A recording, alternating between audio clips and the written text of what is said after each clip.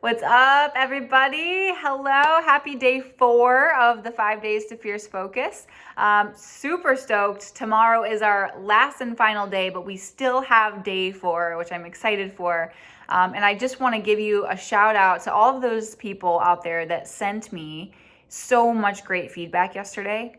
I felt like my phone was blowing up. I had texts, I had a phone call, I had messages coming through on Facebook, I had messages on Instagram. Like, you guys were sending me so much feedback, and feedback on how it's going for you, your biggest takeaways. Some of you wrote in the Facebook group, like, amazing stuff. Like, you guys are really responding to this, and so I want you to keep deepening in the process.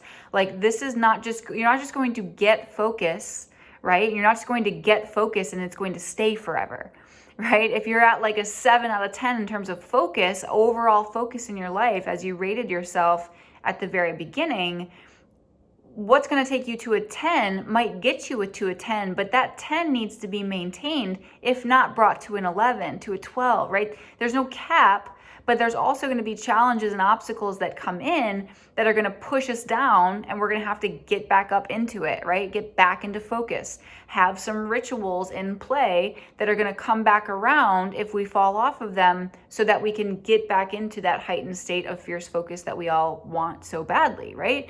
And if you have never, many of you are in the personal development world already, some are not though. So if you haven't read The Obstacle is the Way, it's a really, really great book to kind of tie in what we talked about yesterday, which was those 3 fears, and the courage and confidence to kind of drive through those fears.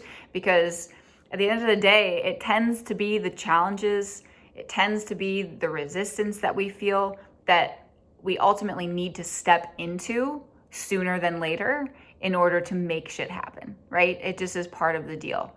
So if you want a book recommendation for a next good read, that is the one. It's an easy read. You'll get the gist of it. But I'm always a fan of just skimming through and pick what works for you. There's so many books out there, right? There's always these book recommendations. There's Audible as well to listen to in your car. Like, pick some personal development things to listen to. Hopefully you'll follow Tom Bilyeu, like that podcast and things like that moving forward, just to really keep in the conversation. I say that a lot, but I really, really want you to get the most out of this process and start to create some rituals and new projects upcoming that we'll talk about today that are going to project out into the future your dreams. I mean, it sounds like silly and cliche, but like, your dreams are important. You don't stop dreaming when you become an adult. We just tend to let everything else clutter our mind to the point that we don't dream as big as we should. And my goal is to get you to think differently. It's to expand your brain to think wider, bigger picture than maybe you ever would have moving forward. So we're gonna do that right off the bat today. I'm gonna challenge you a little bit in the way you're showing up in your calendar today, and where you're focusing your time, because that is really important to sustaining the lifestyle that you want to have, to stop flying by the seat of your pants if that's what you've been doing for the past couple of months or the past couple of years, so that you can really start to align the work that you're doing and the hobbies that you have and all of that into this amazing lifestyle that you want, right? We only get to go through these shifts in life. I call them life shifts, right? We only get to go through those every now and again, but we only go through them one time. You know, you only graduate college and go into a new, typically, for some it's more, but you only graduate college in that moment and go on to finding a career path, or at least developing a career path once. You only typically, sometimes, but you get married once, right? You get divorced once, even. You have kids once. You go into like retirement mode once. You transition careers, and like a big transition, usually once, maybe twice. You move homes one time, you get a new home maybe 2-3 times, but every time it happens, it's not the same. You only get to experience it once, and then it's gone. You know, having a baby, having your first baby, you only get to experience that one time, and then it's gone. So like, I really want to start bringing in your focus into that present moment mentality, like we've been talking about, in terms of like, really, what do I care about right now? Like, what's important to me? And of those important things, like, what is the dream? Like, what do you want out of those things? And then we're going to dial it back and bring it into priority mode. Okay, what are the top priorities right now in the next 6 months that I need to lay out for myself and actually focus my time and my efforts to? Because you're going to be able to do that pulling it in. Now, you may have things today that resonate with your business. You might have things that resonate with your career or whatever, your job, that you want to grow into. It might resonate with relationships. You might have a relationship priority in there that is an absolute must in the next 6 months because you're just not happy in that. There might be something in terms of your home. There might be something in terms of your team and the way that you show up as a leader. There might be in a new industry, a new opportunity that's presented itself that you really want to find out what it is. And maybe you don't know what you want to do. You're looking for what it is. What is it that my next level is going to bring? Like, what does that look like? That's going to be on your priority list. Discovery mode, right? Being creative, looking out, reflecting, like figuring out for yourself what is that next piece. It takes diligent, focused time, right? In silence to journal and read more and look out to what other people are doing. Interview people, right? Like figure out what it is that is next on your plate. So let's begin. Yesterday, you did a 72-hour brain dump, all right? And you wrote out all of the things, every single thing that you've done in the last 72 hours. So kudos for you if you did that. If you didn't, I need you to go in and do that. It's a really powerful thing to do, a brain dump. I do one every single quarter. Because consistency for me is king. Like in the past I had done one and then I took like a year and didn't do another one. And I really, really felt it when I started to do it consistently. So I'm going to encourage you to do that as well. I take my clients through that and make sure that they're doing that consistently. I mean, that's part of the accountability that I bring to the table when it comes to raising the standards for my clients. But for you to continue this development journey for yourself, a brain dump is critical for your success, because it points out where maybe you're focusing your attention that you don't necessarily want to. It shows you what things you actually hate doing that you're doing on a regular basis that could easily be delegated, right? So you're able to create the things on your plate that you want to be on your plate, right? Nobody wants a full plate, but at the same time, if everything on your plate were things that you loved and enjoyed, and you actually had a balance to the way your plate was, everybody's equilibrium will be different. How much more would you enjoy your life? Like, how much more would you enjoy going into work and running your business and serving the people that you serve and your clients and your team, your staff? Like, how much better would that be? Your family, able to provide for your family, knowing that the things that you're doing on a regular basis are things that you enjoy doing. They're things that are a part of your native genius. They're things that you are really strong in. So that's kind of what I want to do today. So we're going to go through the 4 Ds. So the first, I want you to get out your brain dump, your list. Like, get out your list right now. And I'm not gonna take you through all of the questions that are in this key project activity area in your notes, in your session notes, your lesson notes. But I want you to, after this lesson is over, I want you to sit for another probably about 20, 25 minutes, maybe 30, and go through and literally label every single thing on that brain dump list with one of 4 Ds. So there's ditch, delegate, delay, and do. All right, so you should probably write those down. Ditch, delegate, delay, and do. And what I want you to do is go through every single item and mark out. Some won't have a mark, but a lot of them will, of what things that you can ditch. What are things that have been on your plate that you've been working on, that you're doing, but that aren't really adding real value to your life, to your business, to your relationships, to your well-being? Like, what are things in there? Are you drinking too much coffee every day? Are you running into a Starbucks to avoid working on a project just because you need another pick-me-up because you didn't sleep well? the night before?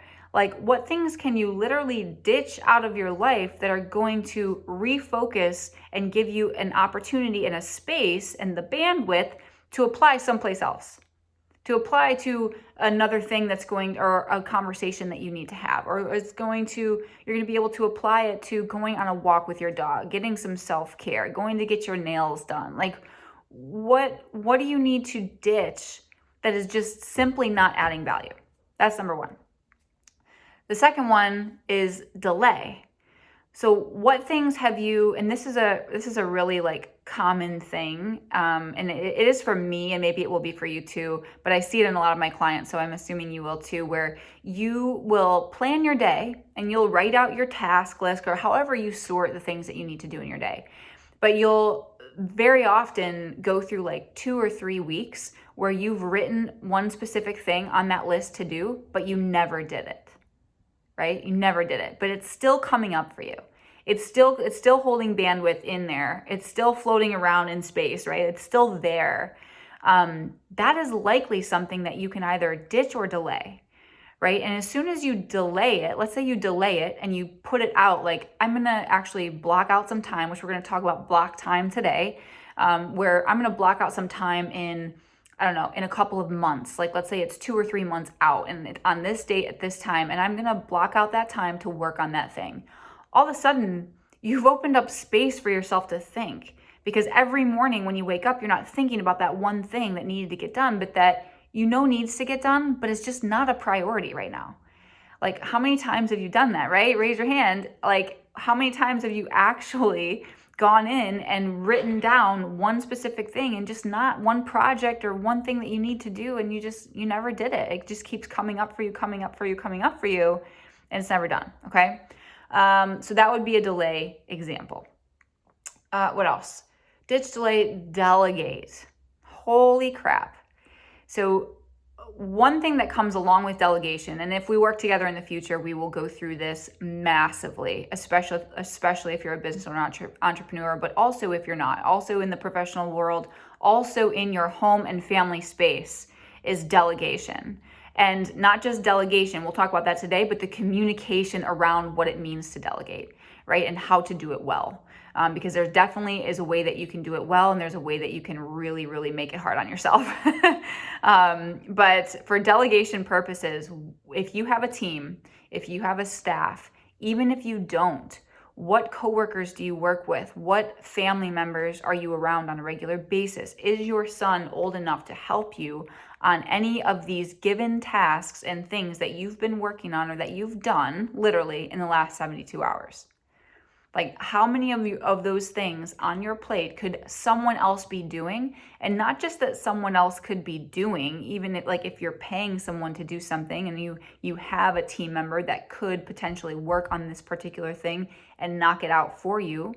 But what if you could automate it? What if you could automate your, specific things via email or via your back-end system that could literally eliminate this thing that you've been working on over and over? So I don't just mean delegate to a human. I mean, what can be automated? The other thing is that there are likely people around you that you are not giving enough credit to, and that you possibly don't know well enough, that could do it better than you. And that's really hard to hear for business owners, entrepreneurs, because we tend to get a little bit of an ego. I know I did. I'm just calling myself out, like, vulnerable as shit right here. Like, I used to be like that. I used to think that I needed to do everything, and everything that I did was better than what my staff did. And if I could do it better, I might as well do it, right? And then all of a sudden my pile of shit is up to here, right? And I'm stressed out and overwhelmed and running around like a chicken with my head cut off because I think I have so much to do, when really it's easily delegated. And not only is it easily delegated, it's probably done better by someone else, right? Everyone else has their native genius. As soon as I got that in my, third round of high performance coaching as a client, as soon as I got that, everything clicked, right? Like, the way that I hired changed. I started hiring to native geniuses based on the role that I was getting applications for. I started using my staff in what resonated the best with them, what they enjoyed doing the most. And not always, there's things that you're always going to have to do that you don't enjoy. But for my staff, it was like, what really do they love to do? Because when they are loving doing something, just like for yourself, which is why we're doing this 4D, process, you want to be more focused on it. You are more focused in it because you enjoy it. You're maybe creative in it. It flows easily for you. It's done in less time for you when you are working with your native genius and your strengths, right? Coming from like a gym background, everyone always beats a dead horse when it comes to work on your weaknesses. I don't think that that's necessarily a good thing. You have so many strengths that we need to amplify. And if you're constantly working on your weaknesses, you're losing out on that other piece that you're natively good at, and it resonates with you. You get into flow state, if you know what I'm talking about. You know what it means when you're, I don't know, for me, like when I'm speaking in front of groups, I am in flow all the time, right? And it takes me a little bit to get warmed up to it, but once I'm in it, I freaking love it. Like that's something that I'm not going to have one of my staff members do that's shy and kind of timid. Although there are times where I would want one of those people, one of my team members, to step into that role because I know that it would help them grow. But for me, like there's certain things that I love to do. One of them is events. I mean, so think to yourself right now, what are some of the things that are on your 72-hour brain dump that you literally love doing? I want you to write do next to those things, like right now. Go in there and write out do. And like I said, after this lesson, you can go in and really, really put time to it. I'm going to keep going here so we're not stopping going. But so ditch, delegate, do, ditch, delay, delegate, and do. Those are the 4. So we've kind of been through them. I get excited about this stuff, so I could kind of get off track, but I hope that served you well and that you got something from that discussion on those 4 Ds, because it's really, really powerful once you go back to your 72-hour brain dump. If you did it, which I hope that you did, and if you did not, you will do it after this, because it will really benefit you moving forward and starting to identify where you're spending time, where you're spinning your wheels, where you are avoiding things or not doing things, and constantly spending tireless energy and bandwidth and brain power on things that you just don't care about. And when you can start to really work in your native genius and in that strength place, everything changes. You're happier at work. You're happier working on particular things. And now you have things off your plate that don't drain you anymore, right? All right. I hope that's a win for you.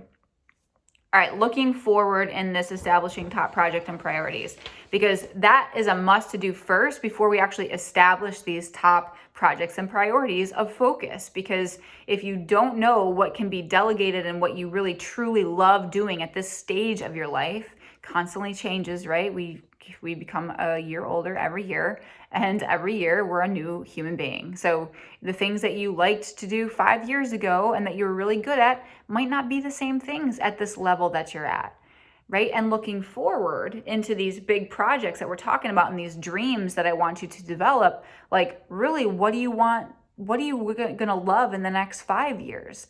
What do you see yourself? You see your future identity wanting to do? What does that look like? What things bring you literally into flow state? They bring you so much joy to do them. Maybe that's your next thing. So we got to be able to reflect on what we've been actually putting our time to in the immediate 72 hours to really know what's going on. Because I have people all the time, like I really want to get my energy up. Like I run a business. I have 3 kids. Like I got to have high energy. So I want to run every day. And I'm like, well, show me your agenda. Where is running every day? If that's truly going to bring you the most energy to move shit forward, where are you doing it? And they're like, well, I was so busy here and I was too busy here. And there's nothing in their calendar that says that. So what things have you told yourself that you want to do that you just haven't put the time to and focused on in your calendar? Are they the right things? Or did you just not block time off to do them? And are you just kind of like beating around the bush because you don't want to go through the process pain of them or what have you. So right now, I want you to look at these key project activities. I want you to fill out project 1 after this lesson. Project 1, this is basically all pieces of homework. I put it as part of the lesson because I wanted to talk to some of these pieces. Project 1, project 2, project 3, and then the big things that you must do to move those projects forward. And I say projects, but I also want to just insert that dream, just dreams. What dreams do you have? Like, think bigger than you would ever think before. Think longer term than you've ever thought before. Like, what things you want to see in the next, let's say in the next like 3 years, 2-3 years, maybe even less. Like, if your brain can't go out that far, that's okay. What do you need in the next 6 months?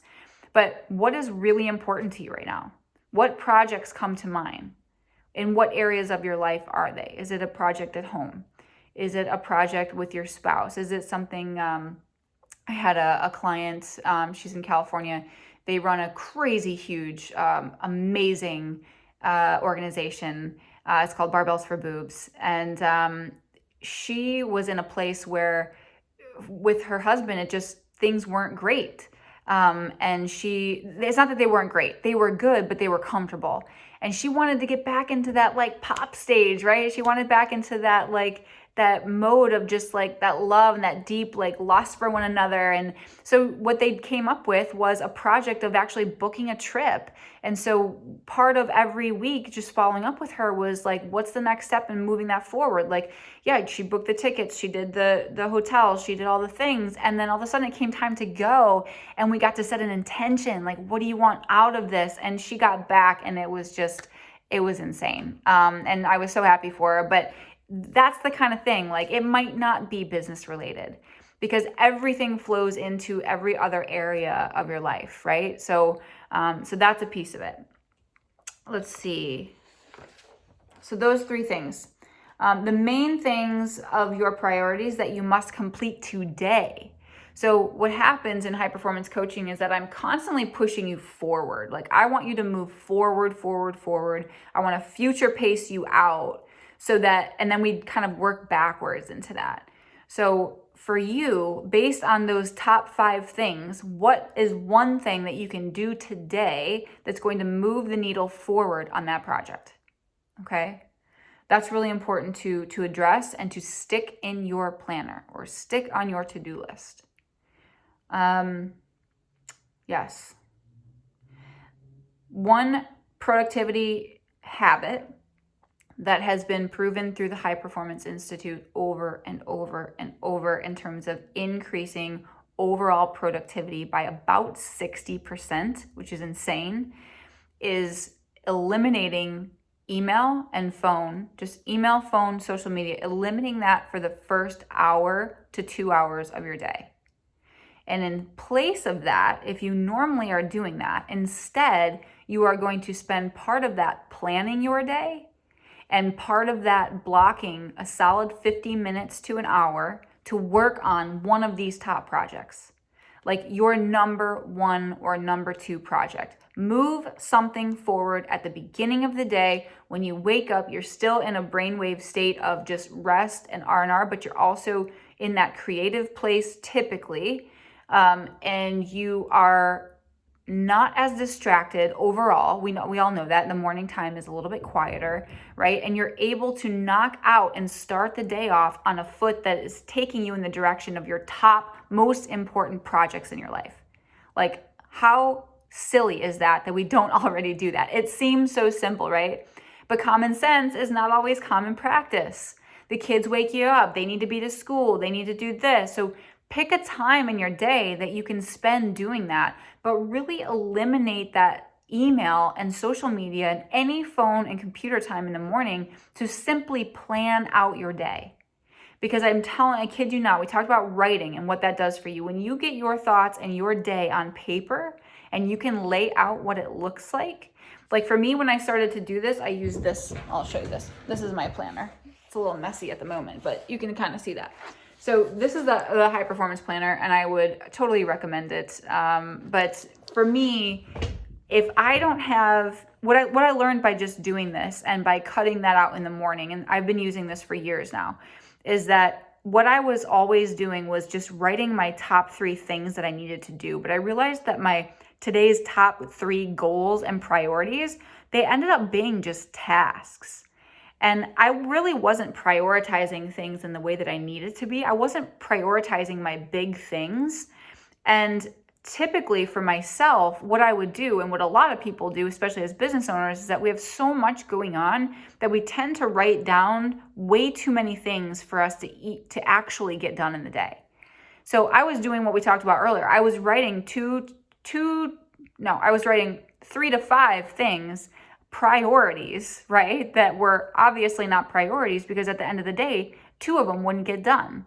So I wasn't looking at the amount of time I had in the day, and I wasn't dedicating that quality, focused, attentive time to the things that mattered in a way that was actually making me feel accomplished at the end of the day. So now I just put 2 things. That's it. I put 2 things on my priority list and all my small task things on my tasks that absolutely must be done today list. All right. And then I'm able to go and write out based on the hour that I'm going to do them so that my day is laid out before I even get into it. Does it always pan out the same? Hell no, it doesn't, right? There's always different things coming up and whatnot, but it allows me to be more ruthless with my time because I know that if I don't get a certain thing done by a certain time, that I'm going to miss this meeting. Or I know that if I don't get this specific thing done before I meet with a client, that my brain is going to be frazzled because I didn't get that done. And so my attention is there and not on the client. So I am very ruthless with my time, and I kid you not, having this laid out every single morning is critical to your success. I don't care who you work for, whether you're an entrepreneur or you're self-employed or you work for someone, or you're a stay-at-home mom, or dad. It doesn't matter what you do. To lay out your day and think ahead of what needs to happen is always going to be beneficial for you long-term. Okay. So that's that piece. What skills do you need to develop? Ho there. Well, I shouldn't say ho there. I won't even say what it means. It's a bad word in Spanish, but it means holy shit. Skills. This is a big one. And for those of you that do not know what's next for you, and that's why you're here, this is really, really positive for you to think about, because I want you to, when you know what skills you need to develop based on the priorities and the projects that are coming up for you, it helps you to explore a different part of yourself, because skills are really, what do I want to say there? Skills can be obviously useful. They can be extremely fun and energizing, and they can really move different areas of your life forward. So what skills do you need to develop based on what's coming to you in terms of your priorities? So your big dreams, your priorities, those 3 things, I know you're already thinking of at least 1 or 2 of them. So based on those 1 or 2 top things for you, what type of skills do you need to develop? Is it that you need to develop better communication? Is it that you need to be able to speak on stage or just speak in front of groups better? Is it something in back-end computers that's going to allow you to automate a lot of things and get things off of your plate? What are your projects and what really needs to happen there? What skills do you need to develop to move that forward? So maybe it is, a skill could be anything, right? It could be at any level, at any ability, at any capacity. So for my example earlier about creating a vacation and an awesome, almost another honeymoon to just reinvigorate your relationship, what skill do you need to develop there? For me, I travel all the time, and one of my skills that I'm trying to develop right now is to be, and this goes back into that identity piece, is I want to put on my dad's uniform, because my dad is the best planner I have ever met in my life when it comes to travel. Literally, the man just got back from Alaska from the last 6 months, and his trip was planned out. Not necessarily, and I don't like to plan to an absolute T, because I know from traveling so much that there is such brilliance in allowing yourself to just go and let randomness kind of dictate what happens and where you go. That's like the best times are with that. But there still is a level of planning, especially when you're going out into the wilderness, which I typically am, of temperature and weather conditions and type of car and all these pieces that I just never put that focused attention to, that I now, knowing for my next level is higher level planning. And so I've been actually interviewing a couple of people in particular that I know from the CHBC family that I'm in, the Certified High Performance Coaching family, that are really, really high level planners that have been doing this for longer than I am, and understand the value of really of planning to just another degree, just another gear. So this year, my spouse and I actually laid out we have a lot of travel coming up this year. And so we laid out literally every single month what's going on. I have planes and tickets and things booked, because in my eyes, I want to step into that. I want to go knowing that everything is taken care of. I don't want to scramble at the last second to get a car rented. I don't want to scramble to figure out the hotel situation. I don't want to scramble to make sure that we have a gym to go to. Like, none of that. I want everything to be laid out for me so that when I get there, I can just be, right? And so for me, that's really important. So that's an example for you. What do you need to do? What skills do you need to develop moving forward? All right, if you're ever going to make these projects happen, you'd have to make these particular things or habits or ways of being a priority. You'd have to make certain identities a priority. What needs to be a priority if you truly want those top 3 dreams and projects to happen? Okay. Where would you have to set boundaries? We've talked about this. This is almost, boundaries kind of go into that 4D mentality, right? Because you're moving things around and all of a sudden you're in control, right? You're in control of your day. You've taken ownership to your agenda. You've taken ownership to your calendar, where your time goes, how ruthless with it you are. So we've talked about, people that drain you. We've talked about particular projects or tasks that drain you. Like, where do you need to set boundaries up for yourself? Where do you need to set boundaries up for your team and your staff? Where do you need to set boundaries up with your clients? I know for me, back in the day, in the gym day, when I had an open door, open office, but there's 9 classes a day, people coming in and out. And if I wanted to get work, literally be able to sit, I wanted to be able to give my full presence and attention, and look people in the eyes and have a true conversation with them when they came in. They're my clients. They are literally building my lifestyle by paying me, but I'm also giving them everything that I have in order to serve them in a way that gets them into a better place of fitness, a better place of health and wellness and mental capacity. Like, that's what I was doing in the gym world. And so if I was there, I wanted to be accessible to my clients and not be kind of like off in the corner doing my thing. Yes, that's necessary, but I had to start closing my door. I would always keep my door open, but there was a time and a place, and I made sure that specific hours of the day I was closing that door, because it meant that I was working.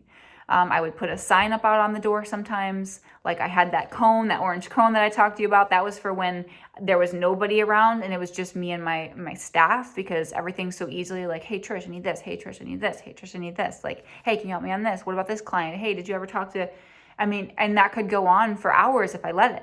And the same thing will happen to you. Setting boundaries, we also need to bring to attention. And if you decide to schedule a strategy session with me at the end here, which I hope that you do, so that we can really work together one-on-one, because we can hash out some of the stuff that maybe isn't coming up, but that's critical for your particular success. But communication, again, is so critical around setting boundaries. And a lot of times people aren't setting boundaries because they don't know how to frame it. They don't know how to show up to have the hard conversation sometimes. They don't know how to say no. They feel like literally an emotional, like, if I say no, they're not going to like me. If I say no, They might not invite me to other things, but really, I want to say no, right? Like, I really want to say no, but I just can't say it. Whatever the case may be, the communication around boundaries is critical, and we would work together on that if that's your case. But so that's that. You'd have to limit what distractions are coming up for you that you need to be able to limit. One thing that a habit that somebody came up with recently, one of my clients, was, and it's something that's obvious and it's there and it's accessible to us, but for some reason we allow it to go on for longer than it really needs to. But that's allowing notifications on your phone. Like, if your phone is sitting up and there's a constant light coming on because somebody's texting you, Facebook messaged you, whatever, shut that off. Like, why does that need to be on there? That is a distraction. So if you can limit that, fantastic. If you can set a timer to how much you're on social media, if you can, let's see, I'm trying to think of something that's not social media related like that. If you can limit the amount of times that you actually touch your email throughout the day. Like, do you really need to be on email all the time? Is it really that critical to respond to a client within 2 seconds of them responding to you? If yes, I'd like to challenge you there.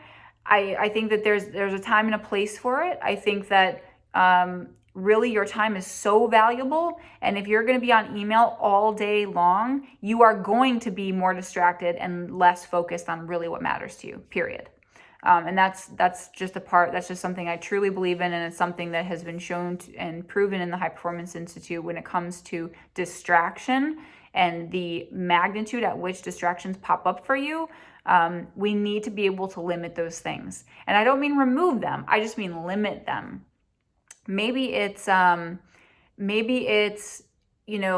the distraction that happens in the house. So for instance, for me, if the kitchen is a mess, right? And I will be honest with you, sometimes it is a disaster. But if the kitchen is a mess and I see that it's a mess, I am distracted from my clients, especially when I work from home. So I know that the night before I go to bed, I need to spend at least 5 minutes before I decide to tuck it in for the night to clean up the kitchen and get it in a place of order and peace. Because if my outside area is out of order, then my brain is out of order. And I can't focus as well. So what distractions do you need to limit? What would you limit them by doing? Doing what? How are you going to do that? And then I need to ask someone for support. Who do you need to ask for support to help you in this? There is no reason that I need to be doing that every single night, because if 2 people do it and help me clean the kitchen, right? My spouse pops in, all of a sudden that it takes 2 minutes literally to get everything done. So where are you not asking for support that you need it, right? And what type of people do you need to support you? Maybe let's see, I'm trying to think of something. Maybe you are removing some things from social media. You're removing some posts that you do on a regular basis for marketing. And maybe you're hiring that out. Maybe a distraction is the amount of social media work that you're in right now. And you're realizing that maybe you need to hire someone for that. You need to delegate that work to someone that knows it really well and can do it in half the amount of time that you can. And part of limiting that distraction for you, because it is so distracting now that you're in it all the time and you're seeing all these comments popped up and you're checking all your likes and maybe that's a place for you to now delegate, but you're limiting your distraction that's distracting to you. And it's more of a distraction than maybe it was a year ago. Okay. All right. How would you ask them? This goes back to the communication piece. I do a lot of role playing in my one-on-one coaching, and it's incredibly beneficial. I am so grateful for my coaches for making me walk through conversations beforehand. Literally, I had $1 million deal so far, which is pretty insane. By going through the persuasion mastery section of the high performance coaching curriculum, which comes up at the end of the 90 days. And man, to walk through and have that client walk through exactly the process and the approach of how to persuade this individual so that he could have that $1 million deal, it's incredible. It's an incredible feeling. It's an incredible feeling for the client, is what I'm saying. Because I've done it too. I've had my coaches walk me through conversations, ugly, awful conversations, like brutal conversations with my spouse or with my mom or when she's going through cancer, right? Like I had to go through some really hard conversations in the last couple of years that my coach made me prep for. And that's the power of having a coach, right? Is like, if you want to show up on your A game and you want to be moving in a different gear this year, you better bet your ass that your communication is 100% related to that and the way that you show up. So preparation in the high performance world for conversations is absolute king. I walked someone through a freaking to stand at their brother's funeral and speak. We went through the conversation. That conversation is performance. It's performance for the individual because what did he want to get out of that? We had to establish like what type of, did he want to feel joyful on stage, right? Did he want to feel like what did he want to portray about his brother? Like if you don't prep for that and you go out, a lot of, you think that you can do it on the fly, but then you get out there and your voice is all cracky and you're like bouncing your words and you're getting back and forth and you're getting lost in your own thoughts because you're not prepared for it. If you have to let a staff member go this year because you know out of what we've talked about so far that person is not focused, but they're also not in alignment with what you do, how are you going to prep for that conversation?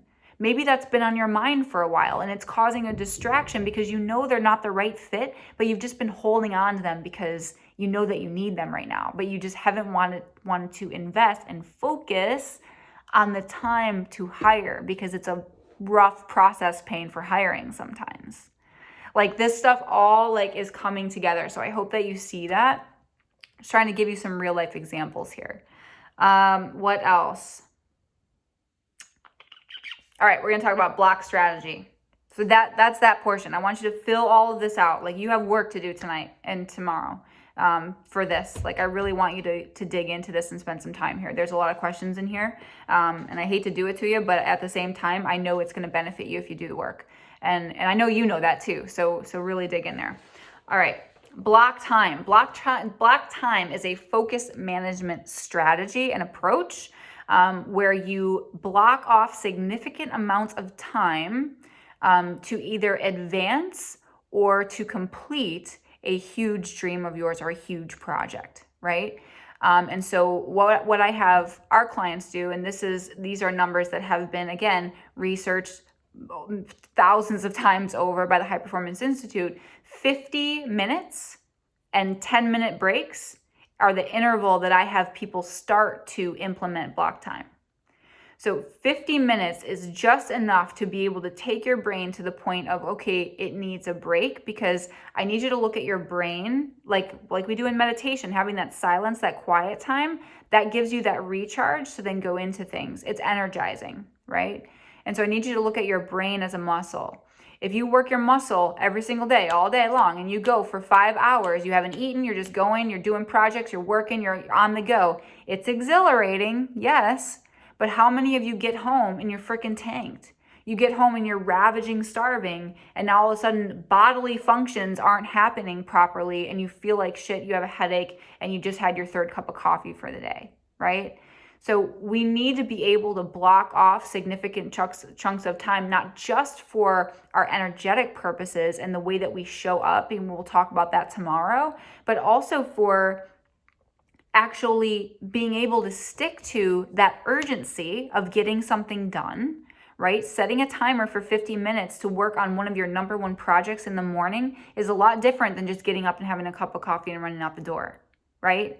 This is your next level, okay? This is totally your next level, and I want you to feel what that feels like. You're about to step into a completely another gear. And some of you are not going to be ready for this block time thing, honestly. Some of you are not going to be ready for that. It depends on how well you are in a focus state right now. There's going to be certain areas that maybe you could apply this and do really well, and then there's going to be other areas that you can't. But this is something that I can't really work with you on in a group approach. It needs to be more one-on-one. But I do want you to understand what a focus management approach is when it comes to blocking off significant chunks of time to advance that project that you really want to have happen in the next year, the next 6 months. Okay. All right. The homework portion continued. Today's a big day. Block time, which we talked about, and then also AM and PM rituals. All right. So we wanted to create some ruthless rituals throughout that. And so you're going to do that right now by creating a morning and an evening routine with just very simple 1 to 2 things that you can do in the morning. All right. And 1 to 2 things that you can do in the evening. And I want these to be things that are doable for you, that you know would advance you, that you know would set you in a good path in the morning, that would make you feel good going into your day. Like, what things do you need to have every day so that you can maintain a higher level of focus on the projects that you just laid out in your head, right? And that you're going to lay out after this. What 2 things do you need to do at night? Because honestly, your day starts at the night before. Your next day, tomorrow, starts tonight when you go to check out at the end of the night. When you go to either check out and shut down everything and go into a bedtime routine that's going to be supportive of you getting enough sleep, which sleep is what we talked about in terms of enhancing your focus the most. But some of you are on your phones until 10 p.m., are on your computer until midnight. Some of you are up watching TV wired because you worked until the very last second of the day and you pushed a lot of your projects off to happen and you ended up working more than you wanted to. And this is why reclaiming your agenda is so critical. This is why you're sometimes flying by the seat of your pants. This is why stress comes up internally and we get kind of like thrown off by it when it happens. This is why we get a little bit of anxiety going into certain situations. This is why you feel at times like you are being pulled in 20 directions and that you're wearing 20 different hats. There needs to be boundaries that are set in your agenda. There needs to be focused time towards advancing real projects so that you feel a sense of accomplishment. If you don't feel anything, you're just going through your day. You get done with the end of the day and you're like, oh my God, what did I do? And that's really critical here. So I really want you to think about what PM rituals would really get you to a heightened state of focus and what AM rituals would set you on a path in the day, on a focused path to where you could. Maybe it is starting to plan your 2 top priorities for the day. Maybe you don't do that now. Maybe it's drinking a glass of water before you have your coffee because you know you feel like crap when you are dehydrated in the day. Maybe it's getting that workout in earlier than later, right? Maybe it's actually just scheduling your workout in and writing it physically in your calendar in the morning so that you have a designated time for it. Maybe it's assigning deadlines to things. I don't know. I'm just giving you some things that my clients will say, and I want you to come up with your own though. It could be something very simple like kissing your husband every night before you go to bed. Maybe you've fallen off of that and maybe it brings you a lot of joy and you want to reconnect that. Whatever it is for you, I want you to write and create a ritual where you are doing that every night and every morning. Okay. For the last portion, you are going to block out specific times on your calendar to not just work on some of the 5 things that you need to do to move those 3 projects forward in the next couple weeks, but also I want you to block out, and it might be months down the road, it might be tomorrow, where you need to start to develop those skills that we talked about. And I want you to block chunks of 50 minutes and 10-minute breaks into that. And I literally mean 10-minute break, stand up, go outside, get a drink of water, call someone, listen to music, do something completely different. Just take a break, get up and move, get your blood flowing again, like stand up after being seated for so long. Like, we need to move more often when we're in these projects for long chunks of time, especially as business owners. We tend to be sitting, and that's just detrimental to your energy and your health overall. So movement is energy, motion is lotion. So definitely set a ruthless ritual for yourself to start blocking some of that time out. Okay, this was a long lesson. We went through a lot. I'm really proud of you guys. You guys are doing so great. Keep up the great work. Don't stop applying this stuff. Keep the meditation daily. Keep doing the meditation. We are trying to put things in order and kind of stepping stones, creating stepping stones, but constantly building from one day to the next. And I really want you to come out of this with probably really, because it's such an immersion, you'll come out with maybe 3 to 5 things that you can truly start to do immediately and really stick to it. Maybe it's a PM ritual that now it changes and you end up doing it for the next 20 years, literally. Maybe you start your planning in the morning, you start to develop the way that you plan the best, like what's best for you in the morning time. Maybe it's the fact that you start to actually dedicate some of the learning and some of your novelty items, like things that you want to learn about. You start applying that 50-minute, 10-minute block time to that. And you only apply it to that because it works. Or maybe you start to apply it with your kids at home to where you have 50 minutes at night to work on homework, and then you have a 10-minute break where they're going to help you do something in the house, and then you're going to go back to it. I don't know. I'm just throwing out examples here. But I want you to take away something. So doing this work is going to spur a lot of ideas and things inside you, and that's what I want right now. Later down the road, we can start to sort them out and pick the things that are going to be most pertinent, most effective, most efficient for you right now, and things that you resonate with that you actually are going to do. Because intention is great. It's great that you intend to make more money this year. It's great that you intend to go on a vacation this year with your spouse. It's great that you are planning for this particular conversation and you're starting to prep for it. But actions speak louder. They just do. Okay, so we really have to start taking action on those things and really doing the things that we are intending to do. Getting them on our calendar, that's one step closer to doing them. Physically doing them though, doing the work, having the hard conversations, moving the needle, picking the things that are the most effective for you to move the needle in that project, stepping into a new identity, like shifting identities in a good way with intention, meditating on a regular basis, sitting with your thoughts. Like, these are some of the rituals that I want you to start thinking about. Like, what is your life going to look like?